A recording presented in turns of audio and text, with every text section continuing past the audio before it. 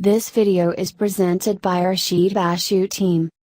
The Dr. Rashid Bashu is the first scientist and gemologist in Africa. Well-developed crystals of epidote, Ca2Al2Fe3 plus Al-Cio4C2O700, crystallizing in the monoclinic system, are of frequent occurrence. They are commonly prismatic in habit, the direction of elongation being perpendicular to the single plane of symmetry.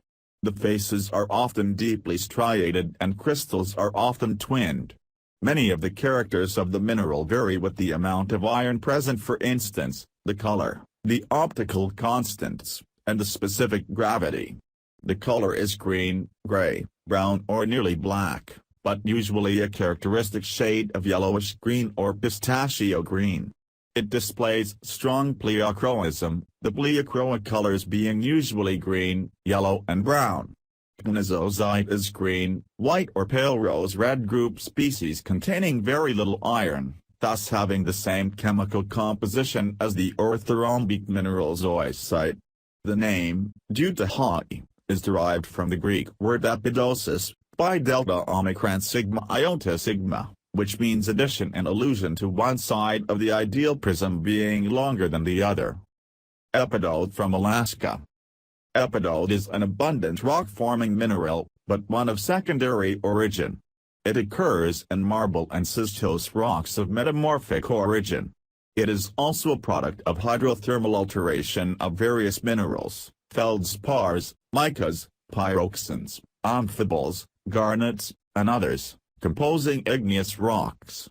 A rock composed of quartz and epidote is known as epidosite.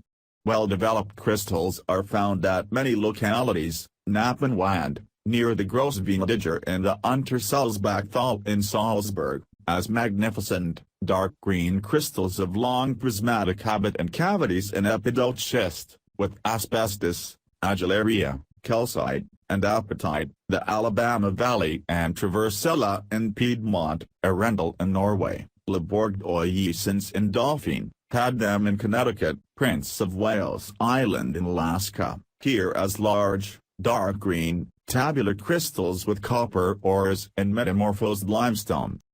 The perfectly transparent, dark green crystals from the Napenwand and from Brazil have occasionally been cut as gemstones. Related species belonging to the same isomorphous group with epidote are the regilionite, containing primarily lanthanum, cerium, and yttrium, and the manganese-rich montite. Montite occurs as small, reddish-black, monoclinic crystals in the manganese mines at San Marcel, near Ivry in Piedmont, and in crystalline schists at several places in Japan. The purple color of the Egyptian Porfido Rosso Antico is due to the presence of this mineral. Sample of dolosite, dark brown matrix at arrow points, from Sweden. Avenite and dolosites have the same general epidote formula and contain metals of the cerium group. In external appearance, lanite differs widely from epidote, being black or dark brown in color, pitchy in luster, and opaque in the mass. Further, there is little or no cleavage, and well-developed crystals are rare. The crystallographic and optical characters are similar to those of epidote. The pleochroism is strong with reddish, yellowish, and greenish-brown colors. Although not a common mineral, avenite is of fairly wide distribution as a primary accessory constituent of many crystalline rocks, gneiss, granite, syenite, rhyolite, andesite, and others. It was first found in the granite of East Greenland and described by Thomas Allen in 1808, after whom the species was named.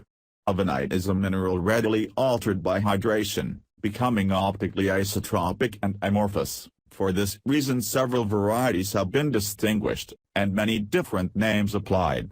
Orthite was a name given by John Berzelius in 1818 to a hydrated form found as slender prismatic crystals, sometimes a foot in length, at Finnbo, near Falun in Sweden. Dolosite is less common, famous from the Östernmossa mine in the Norrberg district of Sweden.